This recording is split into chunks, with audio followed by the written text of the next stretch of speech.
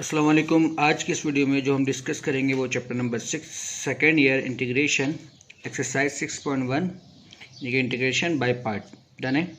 यानी कि यहाँ पर हमारे पास क्या होगा, दो फंक्शन होगा, यानी कि दो फंक्शन का प्रोडक्ट होगा। और दो फंक्शन का प्रोडक्ट को हम किस तरह इंटीग्रेट करते हैं, इंटीग्रेशन बाय पार्ट से। और इंटीग्रेशन बाय पार्ट का जो हमारे पास फार्मूला है वो क्या है कि अगर दो फंक्शन हो हमारे पास, वो प्रोडक्ट में हो, तो उसको इंटीग्रेट हम किस तरह करेंगे कि u integral v dx integral du upon dx integral v dx और dx जाने। अच्छा, ये दो फंक्शन किस तरह हमारे पास कि हमारे पास दो फंक्शन गिवन है, एक x है और एक ln x है। यानी कि हमारे पास ये दो फंक्शन प्रोडक्ट में है और हम जानते हैं ना तो x का डेरिवेटिव ln x होगा ना ln x का डेरिवेटिव x होगा। इसका मतलब क्या है कि इसको जो हम इंटीग्रेट करेंगे वो किससे करेंगे, बाय पार्ट से करेंगे। अच्छा, हमारे पास एक लोगरिथम फंक्शन है और एक अलजेब्रिक फंक्शन है। तो इस वीडियो में हम तीन किस्म के फंक्शन को देखेंगे। तो मैं यहाँ पर एक चार्ट बना दिया हूँ u और v का। अगर आपके पास लोगरिथम फंक्शन हो और अलजेब्रिक फंक्शन हो तो लोगरिथम फंक्शन को हम u लेट करेंगे और अलजेब्रिक फंक्शन को हम v लेट करेंगे। इसी तरह अगर आपके पास इन्वर्स ट्रिग्नोमेट्रिक फंक्शन हो और अलजेब्रिक फंक्शन हो तो इन्वर्स ट्रिग्नोमेट्रिक फंक्शन को भी हम u लेट करेंगे और अलजेब्रिक को हम क्या लेट करेंगे, v लेट करेंगे। डन है। और इसी तरह अगर आपके पास अलजबरा और टिग्नोमेट्री फंक्शन हो तो हम क्या करते हैं, अलजबरा को हम u लेट करते हैं और टिग्नोमेट्री को हम क्या करते हैं, v लेट करेंगे। डन। और u भी आप समझ लें कि आपने पूरे इंटीग्रेशन में लॉगरिथम फंक्शन का इंटीग्रेशन नहीं देखा है, क्योंकि इसका होता ही नहीं है डायरेक्टली, इसको हम हमेशा बाय पार्ट से करते हैं।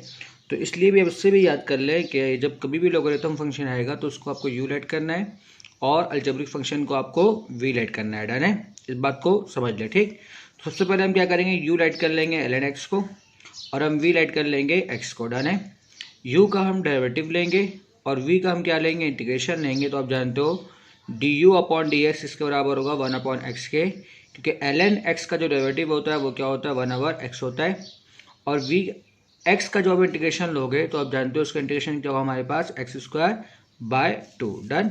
और फार्मूला क्या है हमारे पास कि u into V D X, u integral v D X D U upon D X. Done है।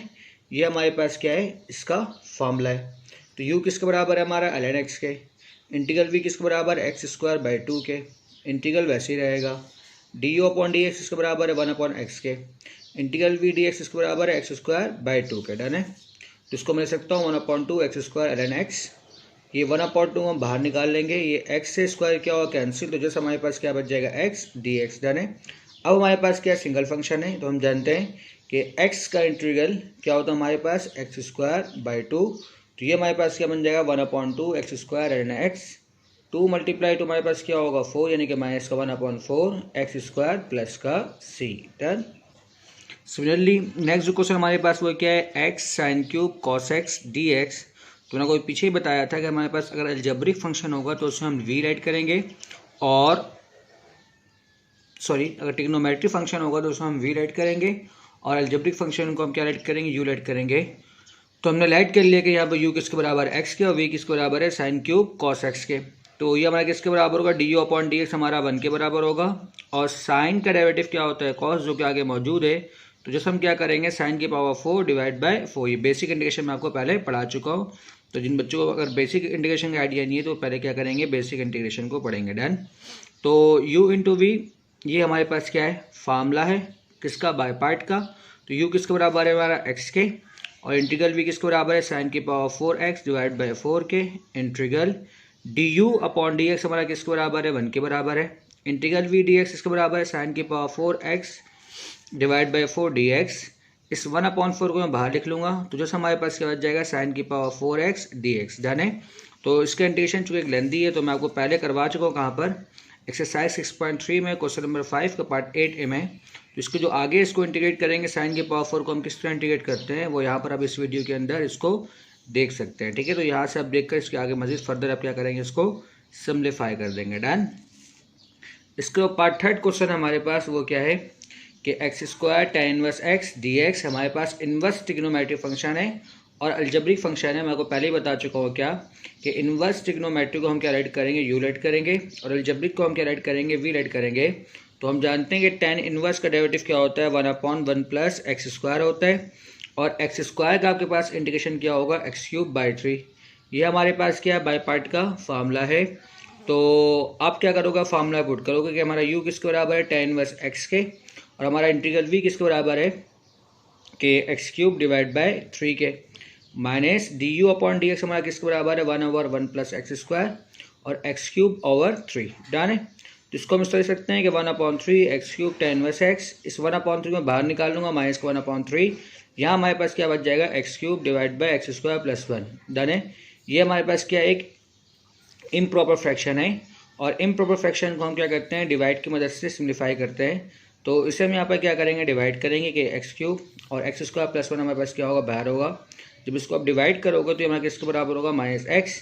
इससे हम कंपाउंड फ्रैक्शन फॉर्म में लिख सकते हैं, और आप जानते हो उस कंपाउंड फ्रैक्शन को हम इस तरह लिखेंगे कि x minus x/x²+1। Done. Basic divide का आइडिया आपको होना चाहिए, ठीक है। तो सिंपली हमने क्या किया, इसको डिवाइड करने का हमारा x³/1 प्लस x² किसके बराबर है, x माइनस x/x²+1 के।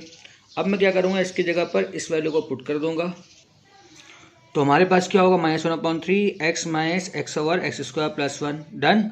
अब इन दोनों फंक्शन पे मैं क्या करूँगा, अलग अलग इंटीग्रल को अप्लाई करूँगा, तो ये हमारे क्या होगा, x, ये minus plus 1/3 x x²+1। Done. ये तो हमारा वैसे ही रहेगा। हम जानते हैं x का इंटीग्रल क्या होता है, x²/2। अच्छा, यहाँ पे क्या हमारे पास x²+1 है, x²+1 का डेरिवेटिव हमारे पास क्या होता है, 2x होता है। तो इसलिए मैंने क्या किया, पहले 2 से मल्टीप्लाई और डिवाइड किया।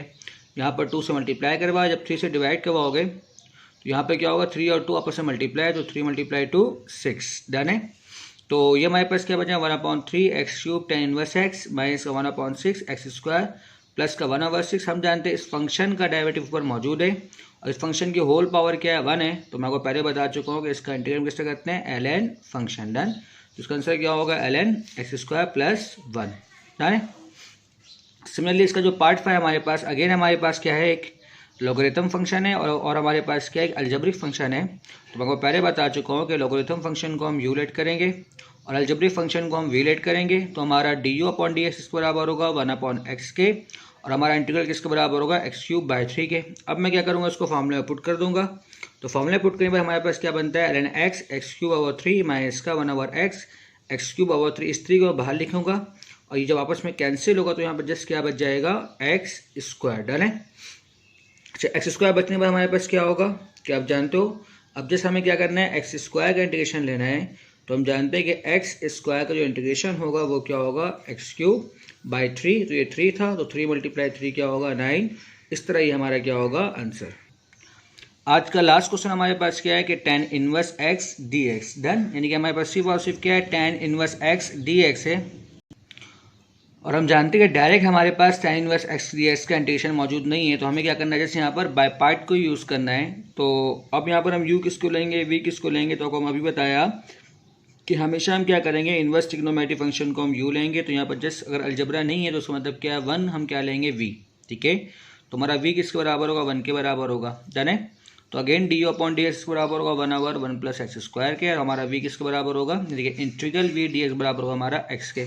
और ये हमारे पास क्या है, बाय पार्ट का फार्मूला है।